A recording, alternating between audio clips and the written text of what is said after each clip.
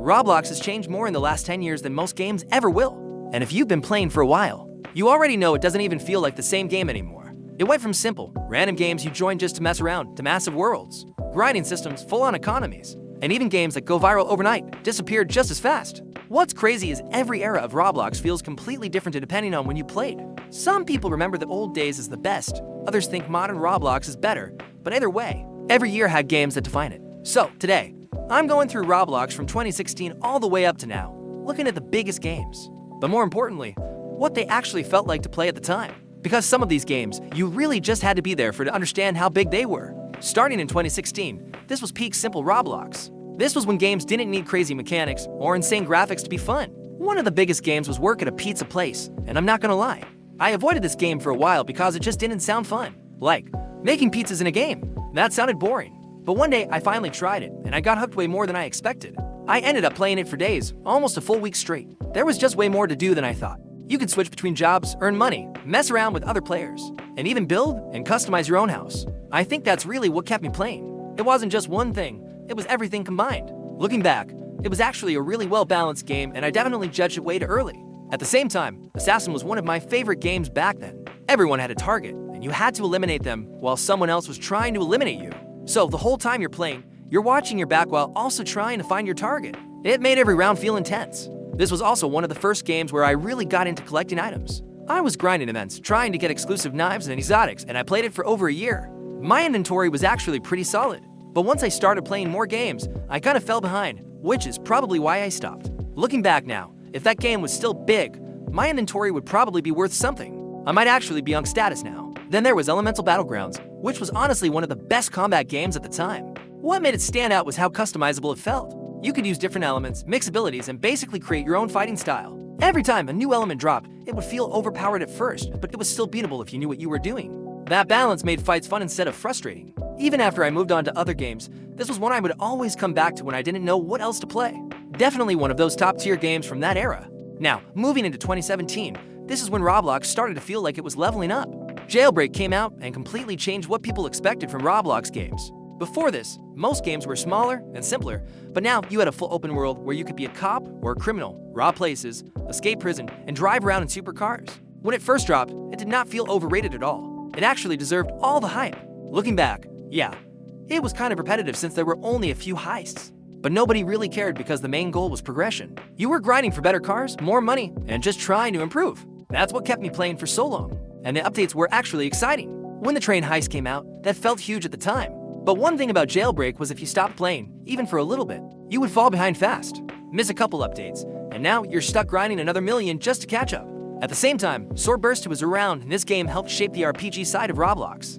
You were exploring, fighting enemies, leveling up, and progressing through areas. You can really see how games like this influenced a lot of the anime-style games that came later. And then there was Booga Booga, which was more about survival.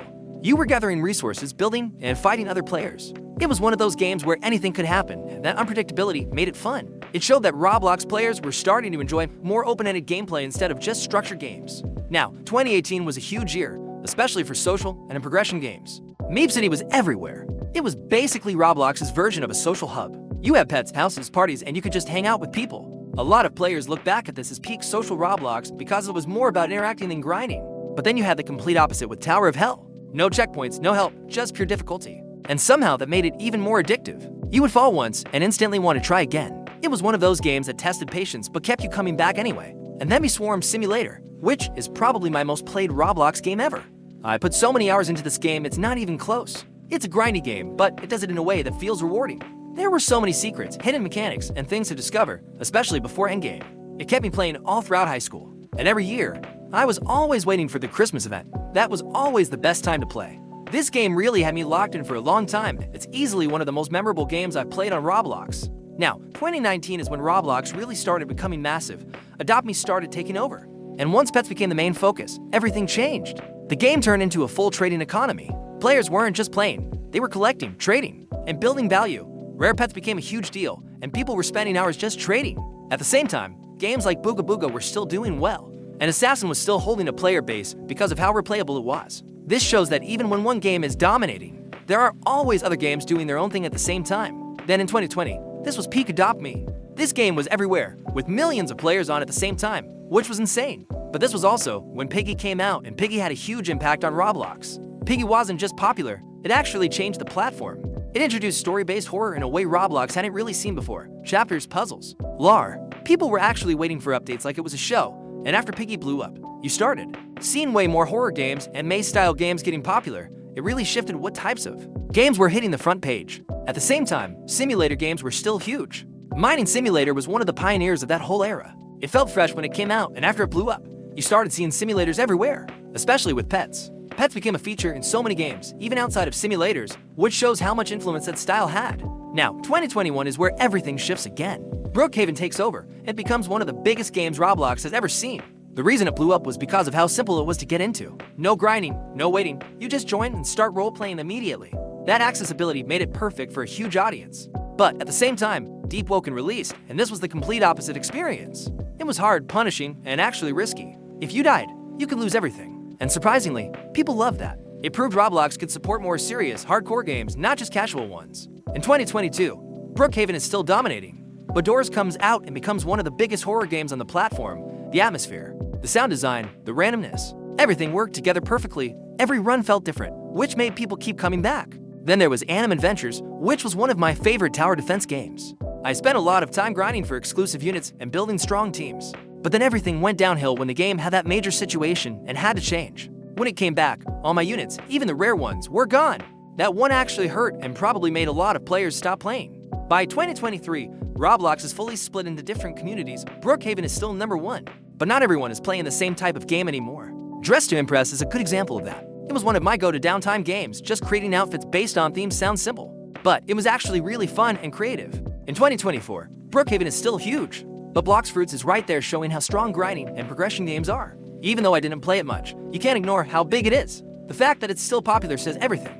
I was playing a different one-piece game at the time, but numbers don't lie. Rivals was another game one played around this time after I stopped playing a lot of combat games. The mechanics felt smooth and it had a strong player base. It showed that competitive games were still alive on Roblox. In 2025, Fish was one of the games that got me back into Roblox after not playing for a while. It's simple, but something about it just works. Catching things, filling up your index, it felt relaxing and satisfying.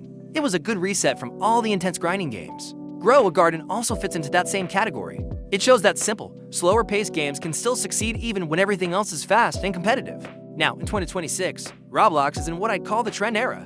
Games like Steal a Brainrot can blow up overnight, hit huge player counts, and then fall off just as fast. Players move on quickly, and new trends replace old ones constantly. And when you look at everything together, you start to realize something. Roblox was never just one game. Even when something like Brookhaven was dominating for years, there were always other games shaping the platform at the same time. That's what makes Roblox different. It's not just a game, it's an entire ecosystem of different experiences. So now I gotta ask, what game do you miss the most? And what era do you think was the best? Old Roblox or new Roblox? Let me know in the comments, and if you enjoyed the video, make sure to like and subscribe.